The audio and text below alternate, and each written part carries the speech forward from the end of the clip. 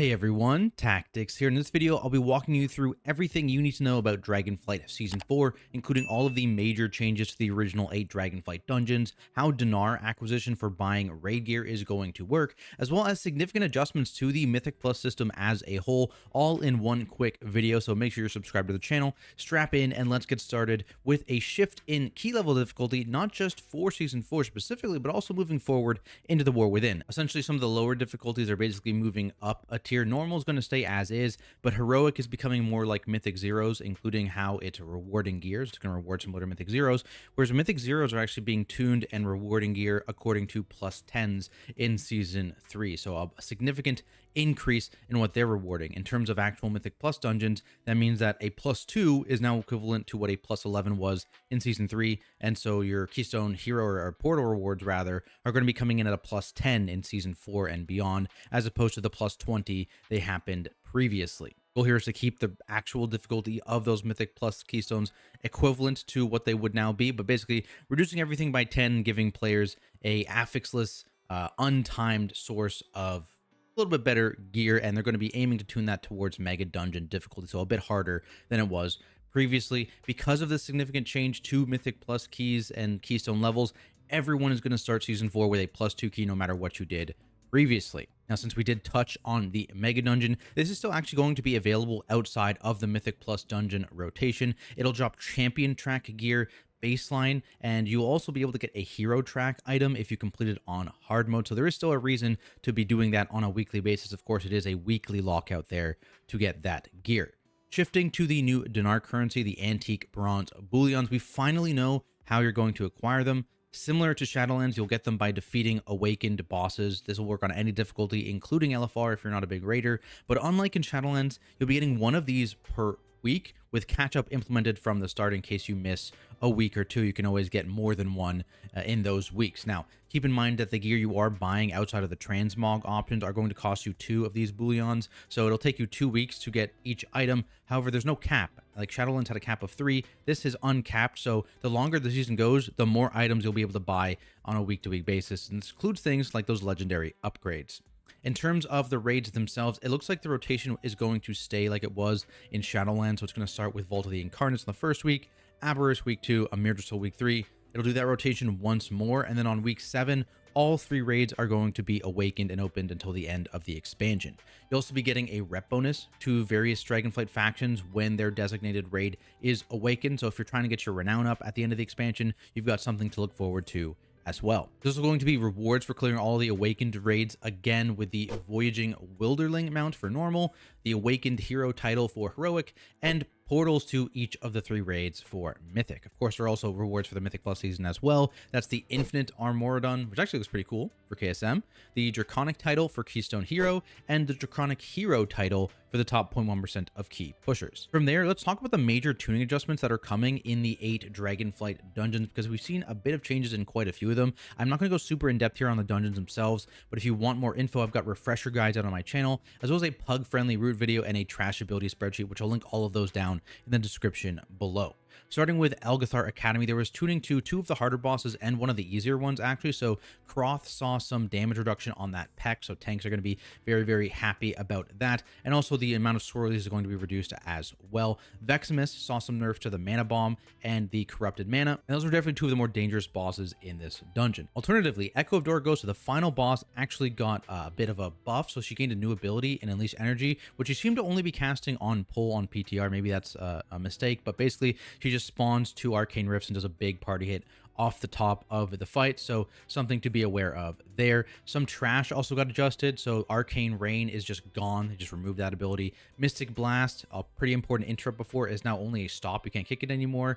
And also the Surge cast, which used to be a spam cast, is now also stoppable. So they've been adjusting and moving towards removing interrupts or adding the ability to interrupt and stop casts, and eliminating some of the abilities and some of the only interruptible abilities. So very, very good to see. Moving into the Azure Vault, the Mythic Plus timer for Azure Vault has been increased by 2 minutes, so you have a bit more time in this dungeon. There's also a nice new visual for the Crystal Fury frontals, which is good to see. Maybe you won't be frontaling your friends as often. They've also done a little bit of work here in reducing the cast frequency of some abilities. Again, trying to, make it so that you have a bit more time before you need to interrupt, before you need to stop. So the Lashers at the beginning with Mystic Vapors, as well as the Unstables Curator's Heavy Tome, both have a longer cooldown now. And then the Arcane Tender's Interrupt, their erratic growth, also is going to have a longer cast time, so you have more time to actually interrupt it. The other thing is the Draconic Breakers, which were the guys in that frog area that were pretty dangerous. They've changed how Shoulder Slam works. It now has an AoE on it. It's no longer going to knock players back, but it's going to apply a physical damage taken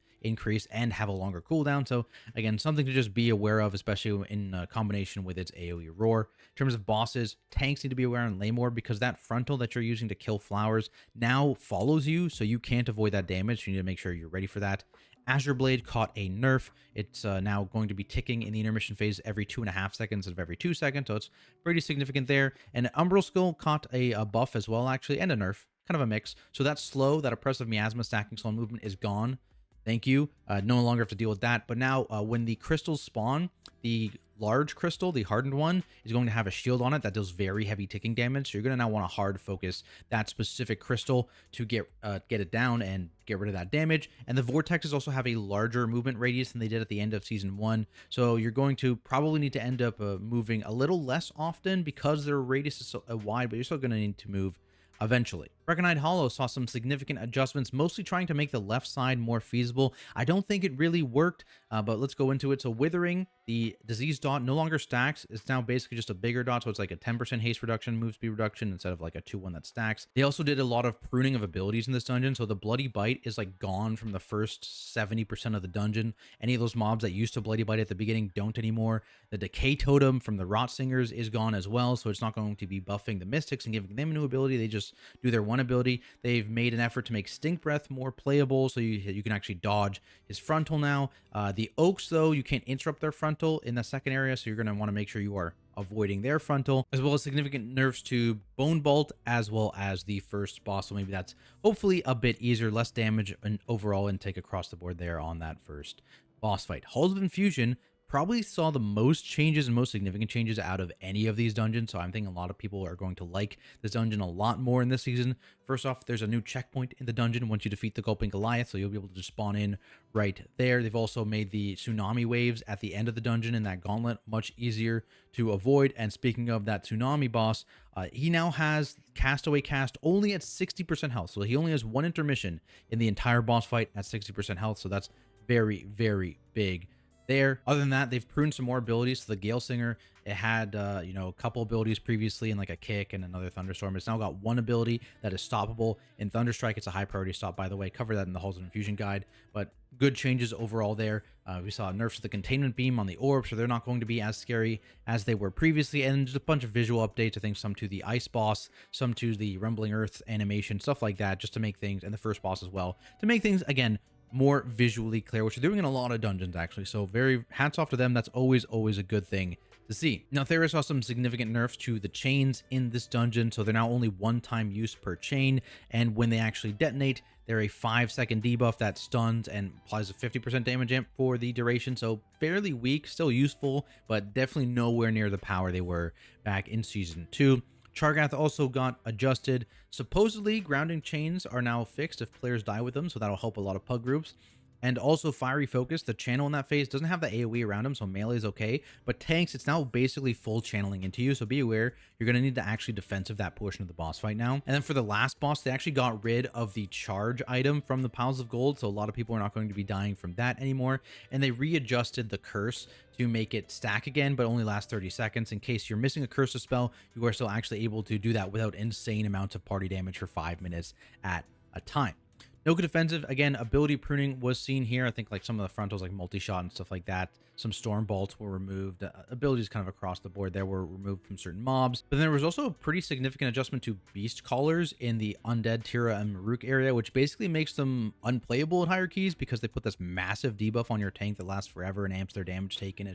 It's bad. You can't stop them, right? They're lieutenants. And they spawn a bunch of more of those lion guys now, so it's not good. You don't want to play those mobs at all. But otherwise, A lot of the mobs are just fine to play. Ruby life pools, the pattern continues. They're removing abilities from mobs. Again, I'm really happy to see this pattern. I hope it continues into the War Within. This one is the Terra Sentry. Their Stone Missiles ability is just gone. And outside of that, some more significant nerfs to the final boss, which was a pug killer and just a team killer for sure, especially on Tyrannical Week. So Inferno Core now gives you 4 seconds to get out, and they've reduced the periodic damage accordingly. So you're going to be taking about the same damage, but it's over 4 seconds out of 3, so you have more time to move out as well. And then in the second phase, Flame Spit's only going to target 2 players instead of 3, so much easier to keep them up, and you know, just way less damage overall.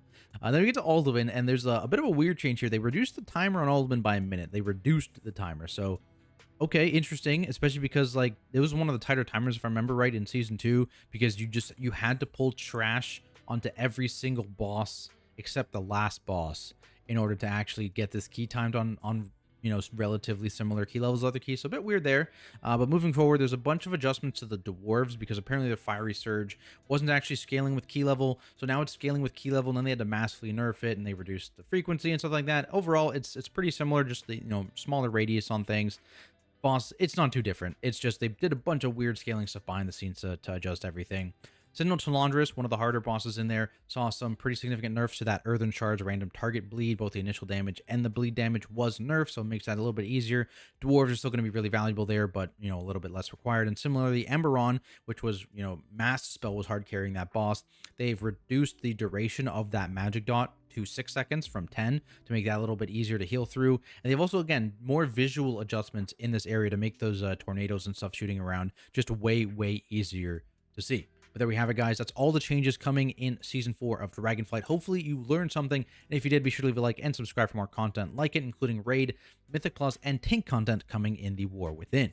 As always, big thank you to my amazing Patreon supporters. I could not do this without you, and I'll see everyone in the next video.